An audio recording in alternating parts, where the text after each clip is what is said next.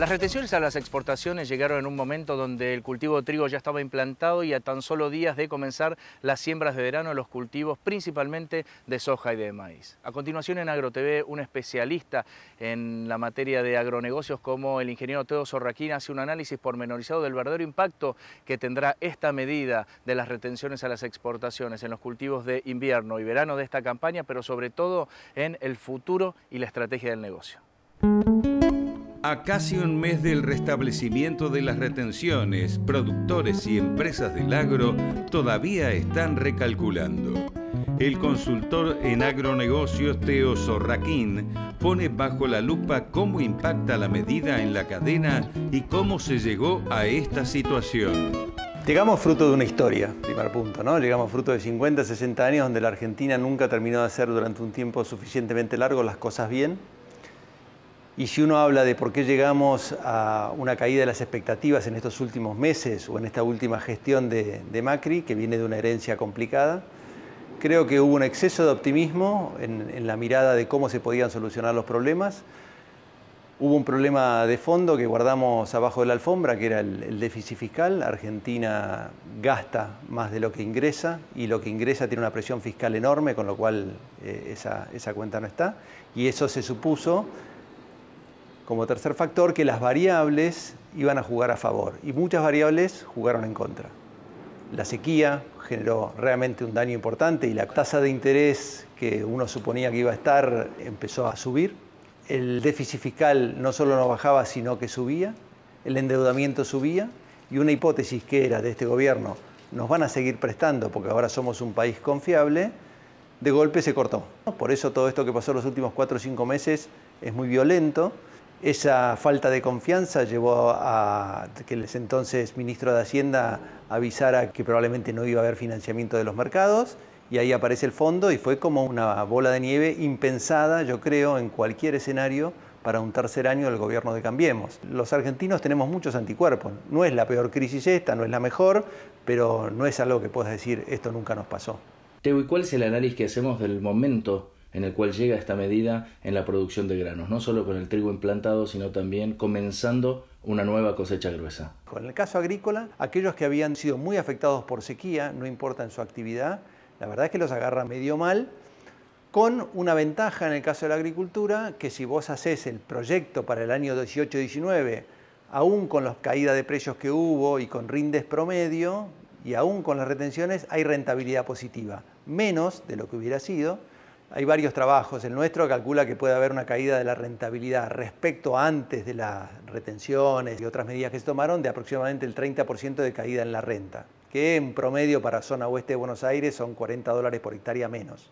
Entonces, eso te afecta, pero seguís teniendo potencial renta arriba de la mesa, con lo cual prendamos una vela para que el niño del cual se habla ahora se cumpla sin excesos ni defectos, tiene que dar exactamente lo que necesitamos para que el negocio, o sea, la Argentina y muchos productores no toleran otra sequía u otra sequía e inundación como fue la del año pasado. Sorraquín analiza cómo recibieron la medida los productores de carne y leche. Y en el caso de la carne lo agarra con mucha expectativa, más que realidad, con una industria frigorífica que es una buena noticia, que está ganando dinero, está ganando bien, está exportando bien, con China que está llevando todo, con la vaca gorda que vale un montón, o sea, lo agarra con expectativas que todavía no se traducen en todo el precio que como el productor está esperando. Pero por lo menos está la expectativa, es un negocio que está complicado para los encierres con alta suplementación, el feedlot está con un negocio medio rojo o por lo menos en neutro, la cría necesita más precio, el ternero tiene que valer más de 45 o 50 pesos, tiene que valer 60 pesos, etc. Pero la expectativa está que eso va a ocurrir en la próxima zafra, entonces yo te diría que la ganadería tiene una suma de expectativas. Y hablando de la tercera economía o negocio clásico de lo que es región pampeana, la lechería, a diferencia de la ganadería, hoy le falta precio y le falta expectativa. Entonces, de las 3 actividades, yo diría que la lechería es la que hoy está como transpirando respecto a lo que puede llegar a ocurrirle en el 2019.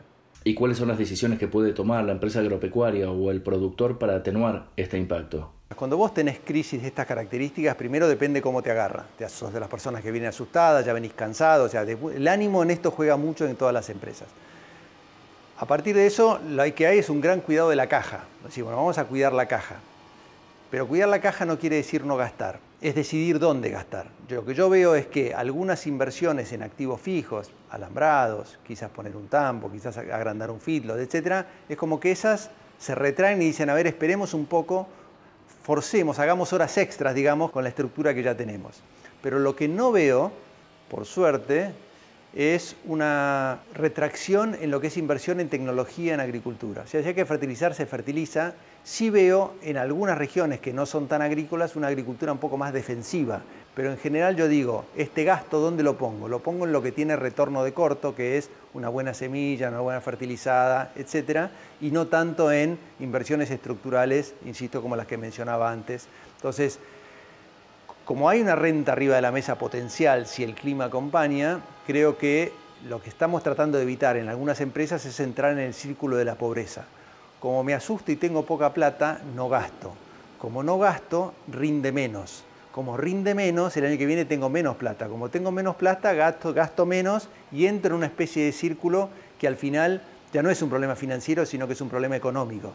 Ya no tengo rentabilidad. En este contexto, el financiamiento resulta determinante para las empresas agropecuarias. El financiamiento primero es clave para el sector agropecuario, en el caso agrícola en particular es bastante clave.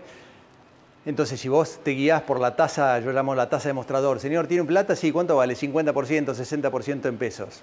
Tenés que salir corriendo, salvo que sea una proporción muy baja de tu capital. Como las empresas de insumos necesitan vender, están siendo parte, como todos los años, pero quizás con más preponderancia este año, son parte de la solución. Es decir, a ver, te traigo asociado algún tipo de financiación. Algunos exportadores para originar mercadería están adelantando plata al 6% anual en dólares. Las tarjetas de agro que se habían frenado tuvieron un excelente recupero del año pasado. Los bancos están encantados con las tarjetas porque la mora es cero en la tarjeta, nadie termina debiendo la tarjeta. Entonces empieza a aparecer tímidamente de vuelta, te presto plata con 180 días libres, hasta con 270, te presto plata al 20% en pesos pero con la tarjeta. Y en algunos casos, empresas que habían crecido en algún activo fuera de la empresa, un departamento o algo, o tenían vacas en un campo que ya no les gusta alquilarlo, quizás están vendiendo algunos de esos activos para ayudar a financiar este año. No como norma general, pero a diferencia de otros años, el banco vamos con alguna estrategia y no vas a pedir plata de mostrador porque esa plata está muy cara. Pero el financiamiento no desapareció, los bancos también necesitan prestar, pero están caros, pero están prestando, insisto, con estas medidas, y las empresas de insumo están necesitando vender, y hoy vender sin financiamiento acollarado a eso es complejo, con lo cual de esa forma se va piloteando la coyuntura. Insisto, coyuntura que si fuera la primera vez o fuéramos un suizo que es el primer año que está en la Argentina, dice, ¿qué es esto?